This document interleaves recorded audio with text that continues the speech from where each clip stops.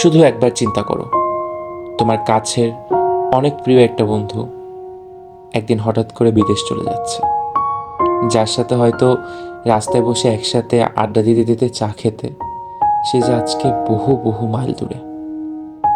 এমন দিনগুলো বন্ধুদের জন্য খুব কষ্টের হয়। আমাদের জন্য ছিল এই মুহূর্তটা খুবই কষ্টের। এই যে বন্ধুরা মিলে আমরা সবাই আড্ডা দিই, গল্প করি, কত সময় না কাটাই, কিন্তু একদিন দেখবেন যে এই বন্ধুগুলোই হুট করে অনেক দূরে চলে যায়। আমরা ভাবতেও পারি না এই বন্ধুগুলো যে এত কাছের ছিল, তারা হঠাৎ করে এত দূরে চলে যাবে। তো আমার বন্ধু ফাহিম, সে হচ্ছে অনেক দিন আগেই বিদেশে চলে গিয়েছে, প্রায় অনেক দিন হতে চলেছে। কিন্তু এই ভিডিওটা আসলে আপলোড করা হয়নি, বিকজ আমি ভিডিওটা এডিট করতে গেলে আমার খুব কষ্ট লাগতো।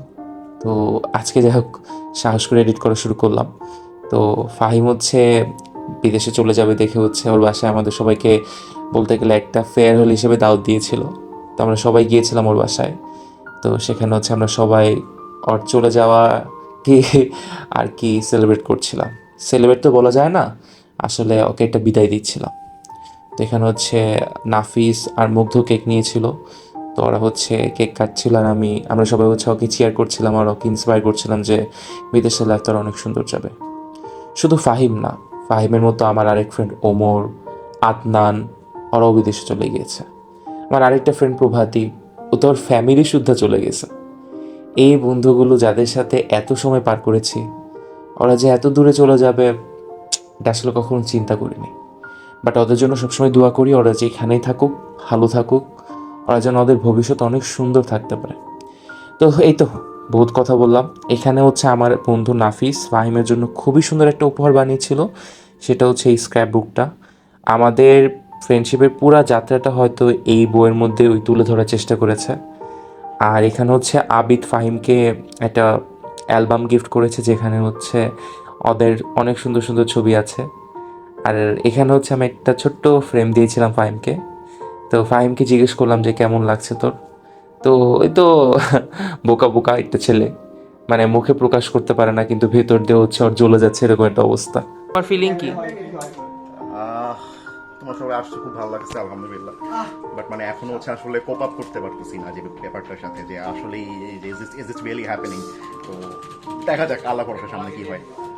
তুমি যে এত বড় একটা ভার্সিটিতে পড়তে যাচ্ছ, তো আমাদের কি ভুলে যাবা?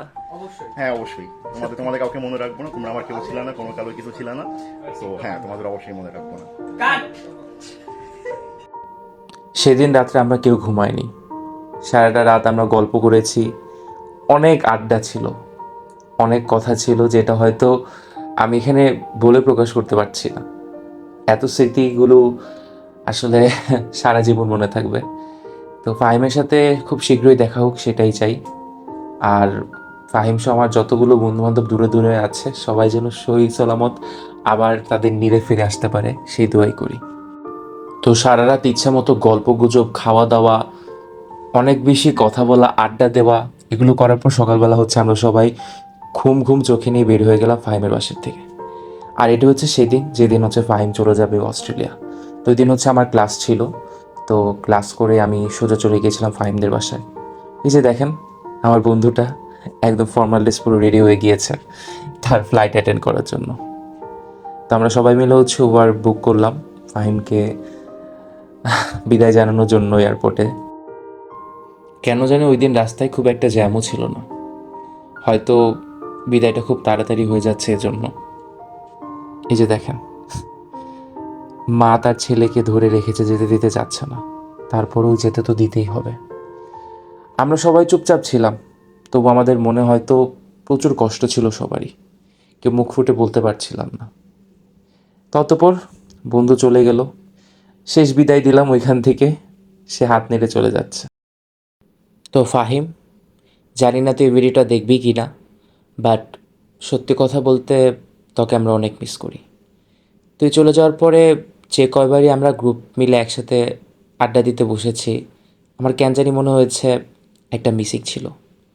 শুধু ফাহিমকে মিস করি বিষয়টা এমন না, আদনানকেও সেমভাবে মিস করি। এছাড়া আমার অন্যান্য যে বন্ধুরা তোমরা দেশের থেকে অনেক দূরে, তোমাদেরকে অনেক মিস করি। তোমরা সবাই ভালো থাকো, সুস্থ থাকো, সুন্দর থাকো। ফিরে আসো আবার আমাদের এই ভূমিতে। আল্লাহ হাফেজ।